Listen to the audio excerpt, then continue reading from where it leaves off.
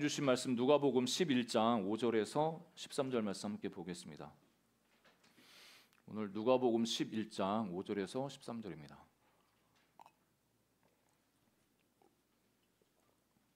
네, 교독하겠습니다.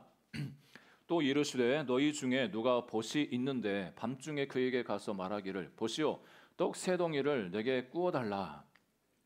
내 벗이 여행 중에 내게 왔으나 내가 먹일 것이 없노라 하면 그가 안에서 대답하여 이르되 나를 괴롭게 하지 말라. 문이 이미 닫혔고 아이들이 나와 함께 침실에 누웠으니 일어나 내게 줄 수가 없노라 하겠느냐. 내가 너희에게 말하노니 비록 벗됨으로 인하여서는 일어나서 주지 아니할지라도 그 간청함을 인하여 일어나 그 요구대로 주리라. 내가 또 너희에게 이르노니 구하라 그러면 너희에게 주실 것이요 찾으라 그러면 찾아낼 것이요 문을 두드리라 그러면 너희에게 열릴 것이니 구하나니 이마다 받을 것이요 찾는 이는 찾아낼 것이요 두드리는 이에게는 열릴 것이니라. 너희 중에 아버지 된 자로서 누가 아들이 생선을 달라 하는데 생선 대신에 뱀을 주며 알을 달라 하는데 정갈을 주겠느냐. 같이 있습니다. 너희가 악할지라도 좋은 것을 자식에게 줄 알거든 너희 하늘 아버지께서 구하는 자에게 성령을 주시지 않겠느냐 하시니라. 아멘. 여러분, 우리가 잘 알듯이 기도는 그 하나님 백성이 이 땅에서 누릴 수 있는 특권입니다. 하나님께서 우리가 구원받은 하나님 백성들에게 주신 많은 은혜가 있지만 그 중에 그 기도라는 이 좋은 도구를 우리에게 주셔서 하나님 나라를 경험할 수 있도록 그렇게 우리에게 특권을 허락해 주셨습니다. 그래서 기도에 능력이 있다는 것, 믿음이 있는 하나님 백성이라면 누구나 다 인정하고 믿습니다. 근데 그 기도의 능력을 믿지만 어느 때는 기도하면서도 좀 확신이 부족하고 또 기도에 대한 열정이 식어버릴 때가 있습니다. 그럴 때는 우리가 기도했던 것들이 이루어지지 않을 때, 그럴 때 더더욱 기도에 대한 열정이 식어지고 또 기도에 대한 신뢰가, 응답에 대한 신뢰가 흔들리는 것을 볼 수가 있습니다.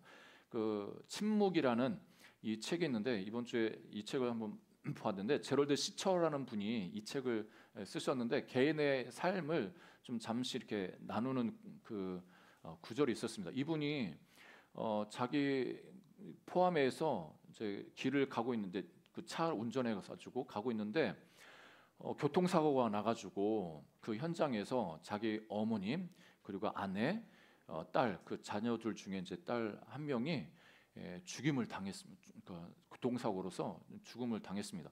이분은 그 자기 20대 예수님 믿고 난 이후부터는 계속적으로 하나님 앞에 기도할 때 나를 통해서 나의 하나님이 원하시는 거룩한 가정을 이루게 해주시고 나의 자녀들에게도 믿음을 전수할 수 있게 하시고 또 자녀들이 하나님 안에서 믿음으로 잘 자랄 수 있도록 해달라고 매일같이 기도했습니다. 우리 자녀들이 태어났을 때도 그 자녀들이 하나님의 그 보호 아래 안전하게 거하면서 살아가도록 그렇게 기도한 거죠. 그런데 어느 날 갑자기 이런 사고를 통해서 자기 가족을 잃는 그런 상황에서 내가 했던 그 기도는 뭔가 하나님 내 기도를 들어준 거 맞나? 기도를 이렇게 응답하지 않을 수가 있나 하면서 하나님을 향한 회의가 생깁니다. 그래서 그 기도 응답을 받지 않는, 그 받을 수 없는, 받지 못하는 그런 상황에서 그 하나님의 뜻을 이해하고 받아들이는 것은 정말 고통스럽습니다. 그리고 그 뜻이 무엇인지 또 이해가 안 되기 때문에 더 낙담이 되고 하나님 앞에 자신 있게 또 뭔가를 구하거나 기도한다는 게 쉽지가 않은 거였습니다.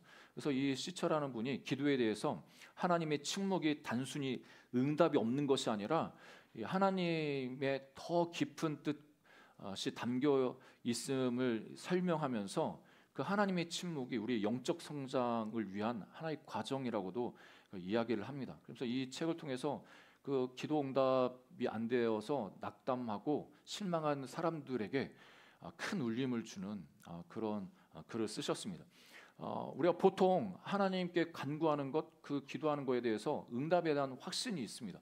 우리 그리스도인들에게 있어서 가져야 될 몇 가지 확신이 있는데 첫 번째로 우리가 구원의 확신이 있어야죠. 하나님께서 우리를 구원하셨다는 그 확신이 늘 있어야 되고, 그리고 우리가 혹시라도 넘어졌을 때, 죄를 범했을 때 하나님께 나가면, 회개하면 하나님이 용서해 주신다는 속죄에 대한 그런 확신이 있어야 됩니다.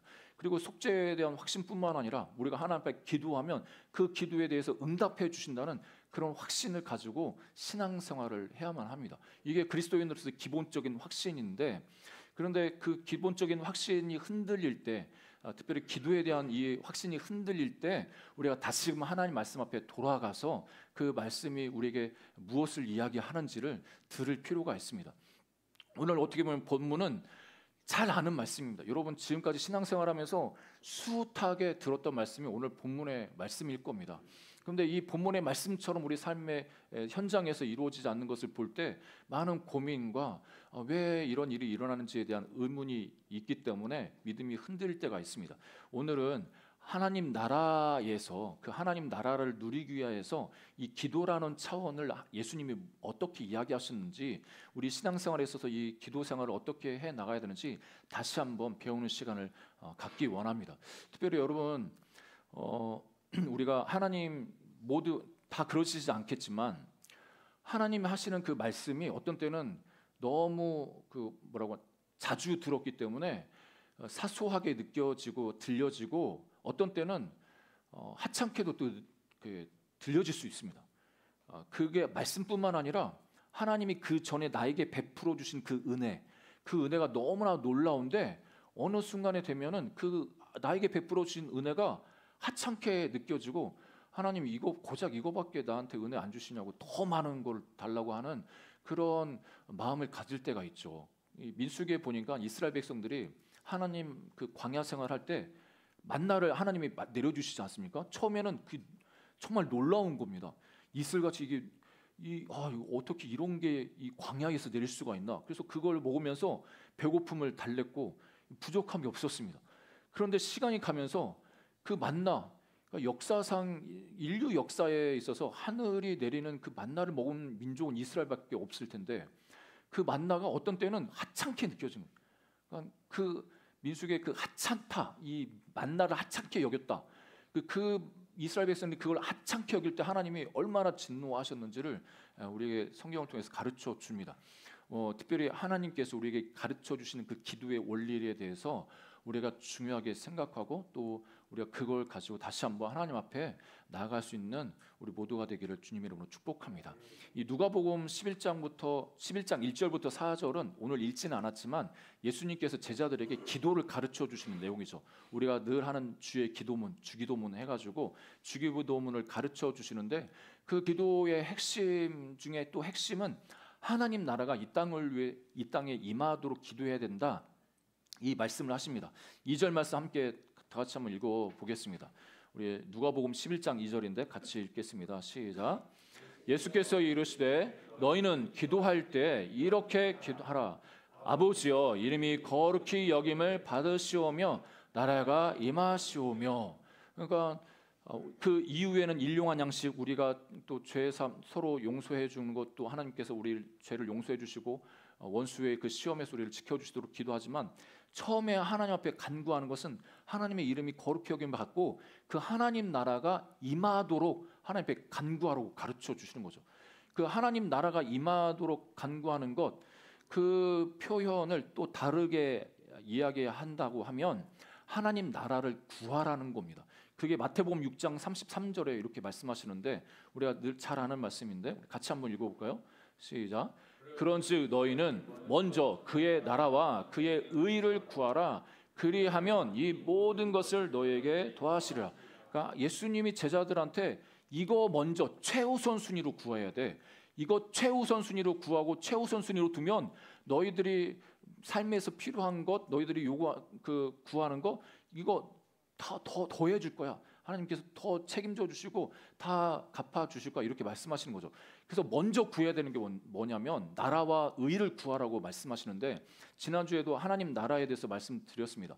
하나님 나라를 구한다는 게 그러면 도대체 뭐냐? 하나님의 통치, 온전한 다스림이 우리 삶 가운데 이루어지기를 위해서 하나님 앞에 기도하라는 겁니다. 그러니까 하나님 나라를 구한다. 이거는 우리가 천국 가기를 구한다. 이것도 또 어느 정도는 포함되겠지만 하나님 나라, 이 땅에서 하나님 나라를 구하는 건 내 삶 가운데, 내 가정 가운데, 이 나라의 민족 가운데 하나님의 통치, 온전한 다스림이 임하도록 하나님 앞에 기도하라는 겁니다. 여러분, 우리의 삶에 이런 하나님 나라가 임해서 그 나라 안에서 살아가는 그런 은혜의 그 기쁨을 우리 모두가 누리시기를 주님의 이름으로 축복합니다. 그러면서 의를 구하라고도 하는데 의라는 거는 뭐 의롭다 이런 의미도 있지만 하나님과의 바른 관계를 이야기합니다. 그러니까 쉽게 말하면 하나님과 바른 관계가 되어 있고 하나님이 제일 원하시는, 하나님이 우리를 통해서 이 땅을 다스리기 원하시는데 또 내 삶을 다스리기 원하시는데 그 하나님의 다스림이 내 삶 가운데 이루어지고 하나님과 바른 관계에 있으면 내가 필요한 것, 내가 원하는 것, 또 내가 그 하나님 앞에 간구한 이런 것들 하나님이 먼저 아시고 그걸 다 더해 주시겠다고 약속하시는 거죠. 여러분, 그 하나님 나라를 먼저 구하시고 그 하나님 나라가 우리 삶에 이루어지기를, 그리고 또 그것을 경험하는 우리 모두가 되기를 주님의 이름으로 축복합니다. 그러면 성도들이 하나님 나라를 그럼 어떻게 누릴 수 있고 체험할 수 있는가? 그것은 예수님이 가르쳐 주신 것처럼 기도해야만 그것을 누릴 수가 있습니다. 하나님 나라가 임할 수가 있습니다. 그래서 기도해야 되는데 그 기도에 대한 자세를 어떤 자세로 기도해야 되는가를 오늘 본문은 가르쳐 주고 있습니다. 첫 번째, 끈질긴 기도를 하라고 말씀하십니다. 5절부터 8절까지는 예수님이 비유를 말씀하시는 건데, 한밤중에 저한테 친구가 찾아왔는데 집에 먹을 게 없는 겁니다. 먹을 게 없어가지고 옆에 친하게 지냈던 그 이웃한테 가가지고 밤중에 뭐 좀 구워달라고, 이렇게 음식 먹을 것 좀 달라고 요구를 하는 거죠. 여러분, 이때 당시에는 잠자리, 우리가 방 한 개가 있는 게 아니라 두 개, 세 개 이렇게 있지 않습니까? 이때 당시에는 한 공간에서 이스라엘 사람들이 다 같이 잤거든요. 그래도 불 끄고 침실에 들어가면은 일어나기가 좀 쉽지는 않는 상황인 거예요. 그런데 이웃에 그 친구가 와가지고 밤중에 떡 좀 빌려달라고, 떡 3덩이, 뭐 5덩이도 아니고 3덩이.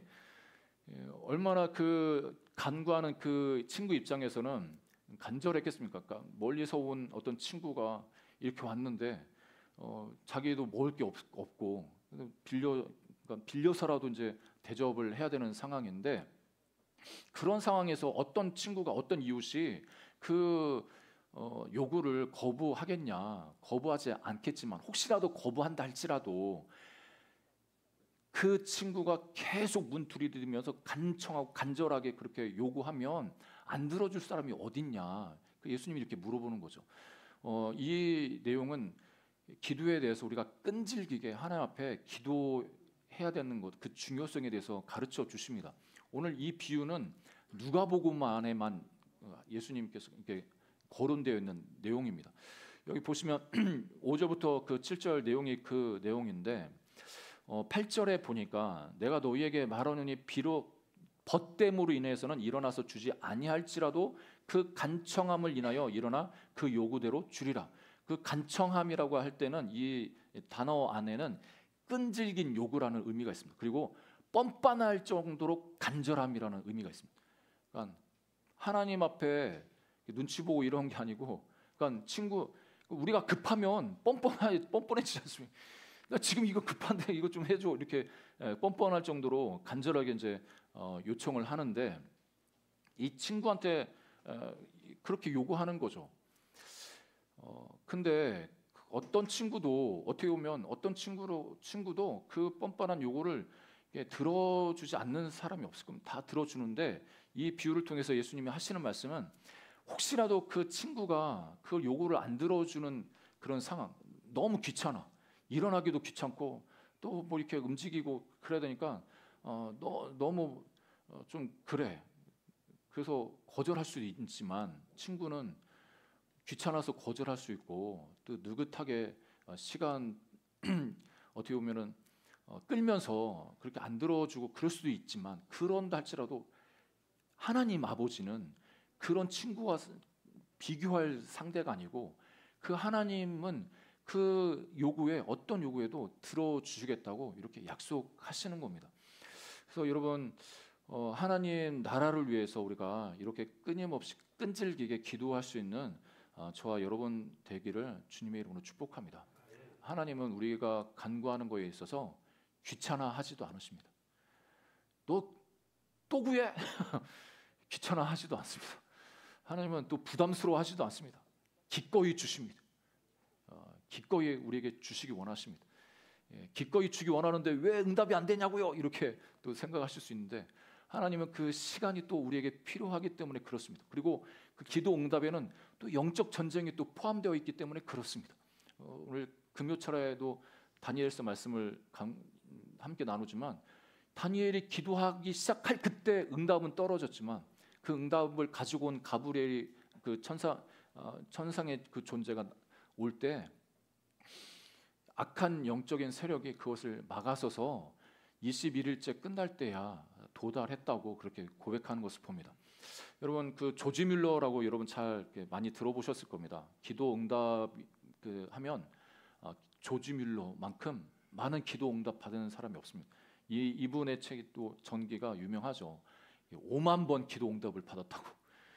그 5만 번을 어떻게 샀는지 모르겠습니다. 여러분 기도 제목 이렇게 쓰시는 분도 있겠지만 하루에 한 가지 기도 제목 써서 그게 이루어지면은 여러분 365일이라고 하면 5만 번 이루어지려면 몇 년이 걸릴까요? 10년이면은 몇 번입니까? 3,650번 아닙니까? 아무튼 좀 많이 하루에도 많이 기도해야겠죠. 근데 이분이 젊은 시절에 이제 그 독일 출생이지만 젊은 시절에 방황했다가 예수님 믿고 영국으로 건너가서 이제 신학을 하셨다가 영국에 있는 브리스톨이라는 곳에서 고아원 사역을 시작합니다. 이때 1836년 이때에는 영국의 산업혁명이 일어나면서 이 부모 잃은 아이들이 많았습니다. 수많은 고아들이 거리에 이렇게 다녔는데 이 조지 뮬러가 그 아이들을 그냥 보지 못하고 자기 작은 방에서부터 아이들을 불러가지고 이렇게 먹이고 또 채워주고 이렇게 돌봐줬는데 이게 규모가 커져가지고 이제 1,000명, 수천 명 이제 그 고아를 수용할 수 있는 그런 고아원도 경영했습니다. 이분 일생에 50년간 약 10,000명 이상의 고아를 보살폈다고 이야기합니다. 근데 이분이 어디에도 재정적인 후원이라든지 이런 걸 요구하지 않는 걸로 유명합니다. 이분은 그냥 하나님께만 기도하고 사람에게는 구하지 않겠다 이런 모토가 있었습니다. 이분의 신앙의 어떤 자기 신념이겠죠. 나는 다른 사람한테 손 안 벌려. 내가 죽으면 죽었지. 하나님 앞에만 내가 굶으면 굶었지. 하나님께만 기도해서 하나님이 공급하시는 것을 받을 거야. 해가지고 그렇게 해서 그 써내려간 믿음의 역사 그 간증이 5만 번이나 되는 거예요.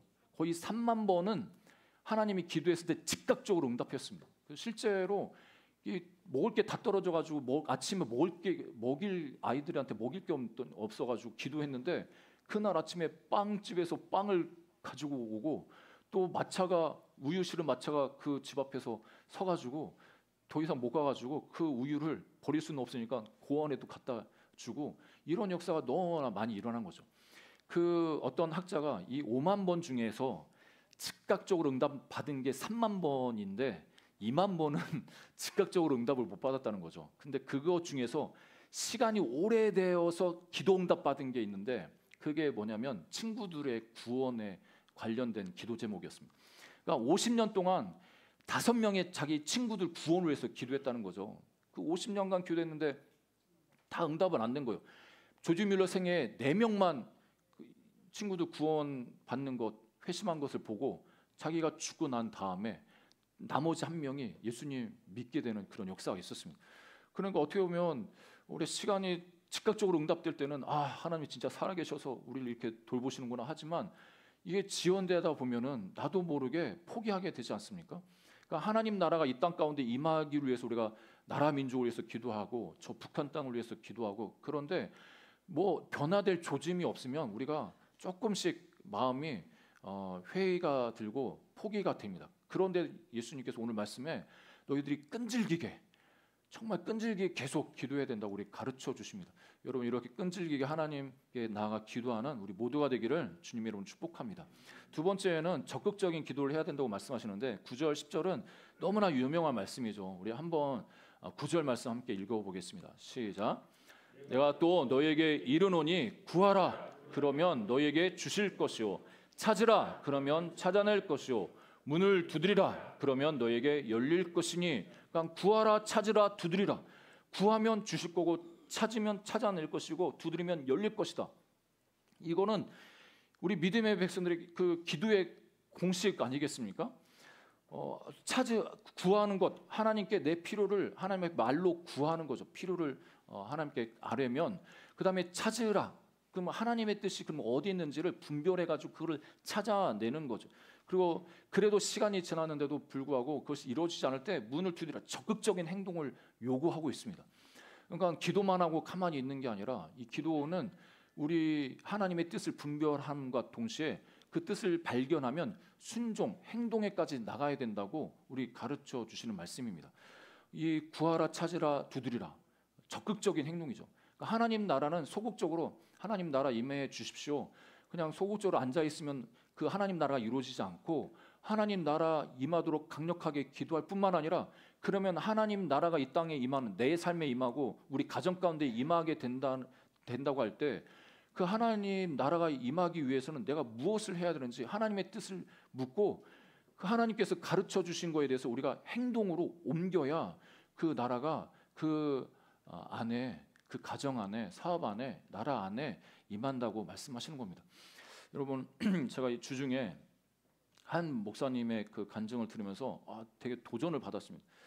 바로 이렇게 기도해야 또 하나님께서 또 역사하시는 부분이 있구나 이렇게 깨달았는데 이분이 이제 개척하시고 좀 지나서 이제 권사님들 교회 나오시는 권사님들 같이 기도 제목을 나누는 시간이 있었는데 한 권사님한테 이제 다 한 분씩 기도 제목 나눠서 기도 제목 이야기하시는데 어떤 분은 자기 기도 제목 얘기하고 싶지 않다고 말씀하시는 거예요. 자기는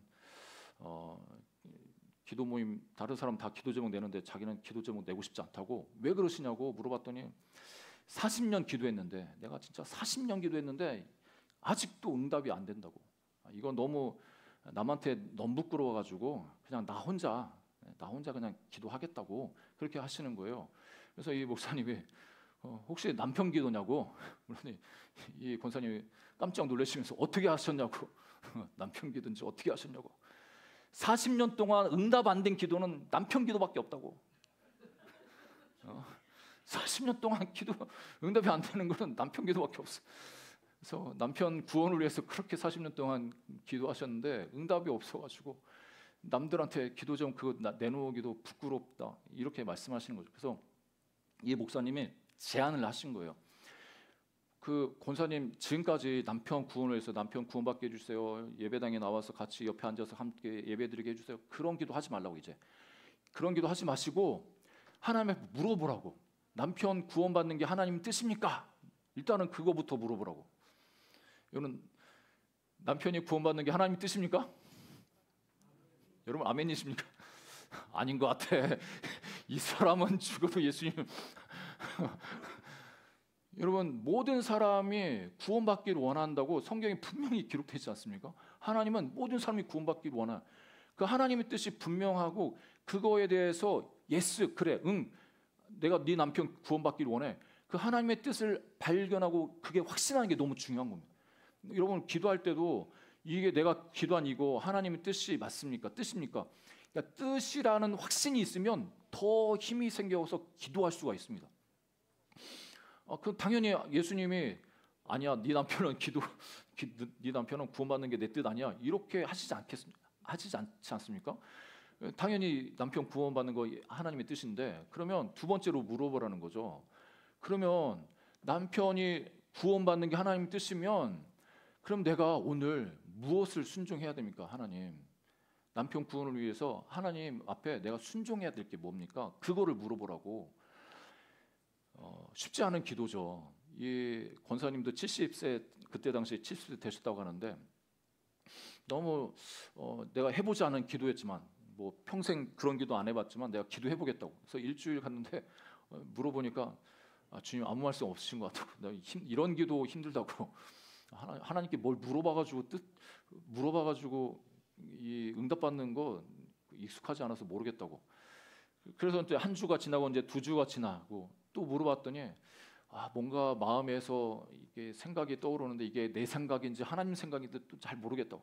그래도 또 기도하시라고 하나님께 물어보라고. 또 어느 날 갑자기 이 권사님이 환하게 웃으시면서 하나님이 내 마음에 확실한 감동을 주셨다고 말씀하셨다고 하면서 목사님 앞에 온 거죠. 그게 뭐냐고 물어봤더니 목사님을 모시고 우리 남편 만나는 게 하나님의 뜻이라고.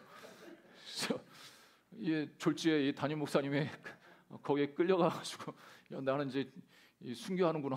그 남편이 어떤 분이냐면 이 영어 교사 그 출신이셨는데 TV에 이제 뉴스에 교회 관련된 또 목사님들 좀 엉뚱한 짓 해가지고 나오는 그런 뉴스 있지 않습니까? 그런 뉴스 보면은 이분이 얼마나 입이 거라신지 저런 이분 표현입니다. 제 표현 아니고 저런 목사 새끼들 문제가 많다고 저런 목사 새끼들은 다 쓸어버려야 된다고 하면서 막말을 쏟아붓는 분이 이분이요. 그거를 이 담임 목사님 너무나 잘 아는 거죠. 와, 이 사람한테 교회를 너무나 싫어하고 목사를 너무나 싫어하는 이 남편 같이 만나는 게 하나님 뜻이라고 주님이 감동 주셨다고 그 권사님이 말하니까 뭐 피할 수도 없고 그래서 그 권사님 따라서 이제 그 집을 방문했습니다. 여차여차 해가지고 어렵게 거실에 그 남편분이랑 앉아가지고 어떻게 접촉점 이 대화를 어떻게 이어갈까 막 고민하다가 자기 집에 어려웠던 그러니까 자기가 좀 궁일이 이분한테 보이려고 자기 집안에 어려웠던 이야기들 막 이렇게 하는데 이야기할수록 얼굴 표정이 너무나 안 좋아지고 이러다가 한 대 맞겠다 싶어가지고 제 이야기를 들어주셔서 감사하다고 금 마무리하면서 이제 여기까지 왔으니까 우리 부형님을 위해서 기도 한번 하고 가면 좋겠다고 해서 기도해 드려도 되겠냐고 했더니 이분이 마음대로 하시오 하면서 그래서 옳거니 그때 하나님의 은혜 이분의 표현에 의하면 하나님의 은혜는 언제 임할지 모른다고 자기는 쫄아가지고 막 있는데 그 말이 떨어지기 무섭게 성령이 자기한테 임하셔가지고 담대함이 막 생기셨다는 거예요. 어디서 그런 담대함이 생겼는지 그래서 그 부형님 어깨동무를 딱 하고 손 붙잡고 간절하게 기도해 주시고 이 권사님이 이 아내가 평생 이 부형님을 위해서 이렇게 눈물로 기도하면서 기도하시는데 이분이 하나님을 알게 해달라고 하나님 어떤 분인지 나타내 보여주시도록 간구하고 이제 기도 마치고 다시 한번 물어봤대. 다시 좀 와도 되겠냐고 물어봤더니 맘대로 하시오 해가지고 한 4번 정도 더 가고 이분이 예수님을 믿기 시작했습니다. 그러니까 우리가 적극적인 기도라고 하면 우리가 하나님 구원해 주세요, 이거 해결해 주세요 이렇게만 기도하지 않습니까? 그것을 조금 더 나아가서 하나님 뜻이 무엇입니까? 그리고 어떻게 하는 게 어떻게 무엇에 내가 순종해야겠습니까? 하나님께 물어보고 그 물어봤을 때 하나님 감동 주시면 그거에서 순종하며 나가는 게 그게 문을 두드리는 거나 그런 행동이라는 거죠. 그게 기도라는 거죠. 여러분 우리가 구하고 찾고 문을 두드리는 그런 행동하는 기도, 적극적인 기도를 하시는 우리 모두가 되기를 주님의 이름으로 축복합니다. 예. 여러분들 지금까지 이루어지지 않았던 그 기도 제목에 이게 하나님 뜻 맞습니까? 하나님 뜻이라면 내가 어떤 거에 순종해야 되겠습니까? 어떤 것을 순종하며 나가야겠습니까? 물어보시기를 주의 이름으로 축복합니다. 마지막 세 번째는 예수님께서 이렇게 끈질기게 적극적으로 기도했을 때 하나님께서는 그 기도하는 자에게 가장 좋은 것을 응답하신다고 말씀하십니다. 11절부터 13절 말씀은 우리가 잘 아는 예수님 비유 말씀이죠. 그러니까 이 부모님과 하나님을 비교하면서 아니 우리가 생각하기에 그 악하다고 하는 그 부모도 자식에게 좋은 것 주지 않냐? 그 하나님은 우리 너무나 좋으신 하나님이신데 그 좋으신 하나님 우리에게 좋은 것 안 주시겠냐? 이렇게 반문하시면서 좋은 것 주신다. 가장 좋은 것을 응답하신다. 이렇게 제자들을 격려하고 있습니다. 여기 11절에 보니까 너희 중에 아버지 된 자로서 누가 아들이 생선을 달라 하는데 생선 대신에 뱀을 주며 여기서 생선과 뱀을 비교하는데 생선은 우리가 먹을 수 있는 좋은 음식 아니겠습니까? 영양가 있는 좋은 음식. 그 뱀은 위험하고 해로운 것 아니겠습니까? 아니 누가 그 좋은 음식 안 주고 해로운 것 주겠냐? 그러니까 하나님도 우리가 생각할 때는 응답이 없고 아니 다른 응답을 받았는데 그게 우리한테 해로운 게 아니라는 거예요. 여러분, 하나님이 여러분에게 해로운 것 주시지 않습니다. 혹시라도 우리가 우리 삶에 왜 이런 상황을 나한테 주셨지?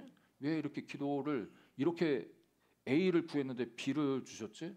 이 상황이 나한테 마음 아프고 절망적인데 왜 그러시지? 그런데 여러분, 그것조차도 하나님이 좋은 것이라고 우리에게 주셨다는 겁니다. 그리고 알을 달라 하는데 정갈을 주겠느냐? 이때 당시에 정갈이 이렇게 뭉치면 알처럼 보였다고 합니다.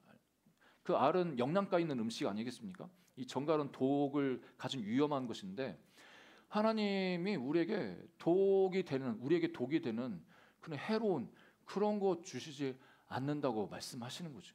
그러면서 13절에 말씀하시기를 너희가 악할지라도 좋은 것을 자식에게 줄 알거든 하물며 너희 하늘 아버지께서 구하는 자에게 성령을 주시지 않겠느냐 하시니라. 여러분, 이 본문이 마태복음에도 똑같이 있는데 마태복음과 누가복음의 차이가 있습니다. 마태복음 7장 11절 말씀을 함께 보시면 우리 이 구절 동일한 구절인데 함께 읽어보겠습니다. 시작. 악한 자라도 좋은 것으로 자식에게 줄 알거든 하물며 하늘에 계신 너희 아버지께서 구하는 자에게 좋은 것으로 주시지 않겠느냐. 그러니까 마태복음은 좋은 것 주시지 않겠느냐 이렇게 이야기하는데 누가복음에서 누가는 그 좋은 것을 성령으로 바꿔서 이렇게 이야기합니다.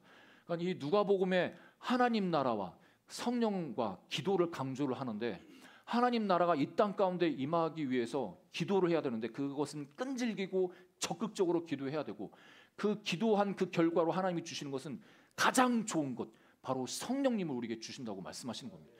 여러분, 우리가 간구하는 것 중에 이거 있었으면 좋겠다, 저거 있었으면 좋겠다, 좋은 것 갖고 싶은 게 인간의 마음 아니겠습니까? 그것도 좋습니다. 참 우리에게 좋고 필요한 겁니다. 그런데 우리가 생각하는 그 좋은 것과 하나님이 보실 때 우리한테 좋은 것이 조금 차이가 있습니다. 하나님 보실 때 좋은 것은 성령을 우리에게 주시는 겁니다. 성령을 주셨다는 것은 엄청난 선물을 주신 겁니다. 그러니까 우리는 그 성령님을 너무 소홀히 또 하찮게 여길 때가 너무나 많이 있습니다. 그리고 다른 것 구할 때가 많이 있습니다. 오늘 주보에 보면 여러분 주보 그림 제가 의도적으로 이 그림을 선택했습니다. 예수님을 잘 믿어도 어째 나는 이 모양이냐, 이 모양이 꼴이냐. 근데 예수님이 뒤에서 가슴을 치면서 저럴 시간에 차라리 기도를 하면 얼마나 좋을까 하면서 이제 나타나시는 거예요. 기도, 그래서 구하고 찾고 문 두드리고 이래야 되는데 이렇게 내 신세 한탄만 하고 있는 그런 모습, 우리가 그러지 않지 않습니까? 신세 한탄만 하고 있습니다. 신세 한탄. 이스라엘 백성이 광야에서 물 없다, 고기 먹고 싶다 한탄을 많이 했습니다. 여러분 잘 생각하면 이스라엘 백성들 아니 한탄하지 말고 내가 이거 먹고 싶은데 하나님 이거 주세요 이렇게 정정당당하게 하나님께 구했으면 하나님 안 주셨을까요? 하나님 안 주셨을까요? 애굽 땅에서 내가 고기 먹었는데 그 고기 생각나네. 돼지갈비, 그 소, 꽃등심 생각나고 이 광야에서도 먹고 싶네. 하나님도 나 이거 먹고 싶어요. 이거 주세요. 그렇게 하나님 앞에 구했으면 하나님 주셨겠죠. 그런데 한탄만 하고 있어요. 원망만 하고 있어요. 그렇게 시간만 보내고 있는 거예요. 진짜 하나님 앞에 나와서 구하지 않는 거예요. 찾지 않는 거예요. 문 두드리지 않는 거예요. 그리고 또 하나님 앞에 그 문 두드려고 그렇게 강력하게 기도했다고 하는 그 상황에서 자기한테 응답되는 게 별로 없어가지고 또 하나님 앞에 한탄하는 거예요. 내가 기도해도 이루어지지도 않고 좋은 거 주지도 않으시네. 그런데 하나님은 이미 내가 너희에게 좋은 것 줬잖아. 성령 보내줬잖아. 성령 하나님 너희한테 보내줬잖아. 이렇게 말씀하시는 겁니다. 여러분 저와 여러분 안에 성령님이 계심을 믿습니까? 성령님이 계십니까? 성령님이 가장 좋은 선물입니다. 하나님께서 가장 좋은 것들을 저와 여러분에게 주셨습니다. 그 성령님이 계셔야 하나님 나라를 누릴 수가 있고 그 하나님 나라 안에서 살아낼 수가 있고 하나님의 온전한 통치를 받을 수가 있습니다. 그 성령님 날마다 구하시는 저와 여러분 되기를 주님의 이름으로 축복합니다. 그 성령님이 제일 좋은 선물이고 제일 좋은 기도 응답인 것을 꼭 꼭 기억하시기를 주의 이름으로 축복합니다. C.S. 루이스는 이런 말을 했다고 합니다. 이 C.S. 루이스는 지난번에도 소개시켜 드렸는데 이분이 쓴 책이 변증학 쪽에서 되게 유명합니다. 그러니까 이분은 예수님 안 그러니까 무신론자였습니다. 무신론자. 처음부터 무신론자가 아니었습니다. 9살 때 자기 어머님이 암에 걸리셨는데 하나님 앞에 우리 엄마 고쳐달라고 기도를 했습니다. 근데 어머님이 소천하신 거죠. 하나님이 이 C.S. 루이스의 기도를 들어주잖아요. 그 9살 아이의 그 어린 마음에 얼마나 상처가 있겠습니까? 자기 어머니를 잃은 그 아들, 하나님을 향한 원망과 분노. 그래서 무신론자가 되어서 그렇게 지내시다가 이제 느지막이 예수님을 믿게 되고 별로 하나님을 향한 오해, 우리가 가지고 있는 하나님이 그런 분 아닌데 우리가 너무나 오해하고 있는 이 부분에 대해서도 계속 변증으로 많이 가르치고 계신 분입니다. 이제 소천하셨지만 아무튼 그분이 하신 말씀에 우리가 기도에 응답받지 못했다고 실망할 필요가 없다. 하나님께서는 우리의 기도 중 응답되지 않은 기도를 통해서도 우리에게 가장 좋은 것을 주신다. 이런 이분의 이 말이 우리 삶에도 깨달아지시기를 주의 이름으로 축복합니다. 네. 하나님께서 가장 좋은 것 저와 여러분에게 주십니다. 지금까지 주셨고 앞으로도 계속 주실 줄 믿습니다. 이 시간 말씀에 교를 맺으면 하나님을 경험하기 위해서 그 하나님 나라를 누리며 살기 위해서 우리가 기도를 해야 되는데 기도를 통해서 하나님께서 그 하나님 나라를 누리도록 하십니다. 그 성령님이 우리가 하나님 앞에 굴복하게 하시고 그 하나님의 능력을 경험하게 하시고 그 하나님 나라 안에 누리는 평강과 희락 성령님을 통해서 경험하게 하십니다. 그 은혜를 누리기 위해서 우리가 하나님 앞에 포기하지 않고 끈질기게 적극적으로 기도하는 삶을 살아야만 합니다. 여러분 그런 기도의 삶을 사시는 저 여러분 되기를 주님의 이름으로 축복합니다. 이제 함께 이 찬양을 먼저 고백하고 기도했으면 좋겠습니다. 먼저 그 나라와 그 의를 구하라. 예.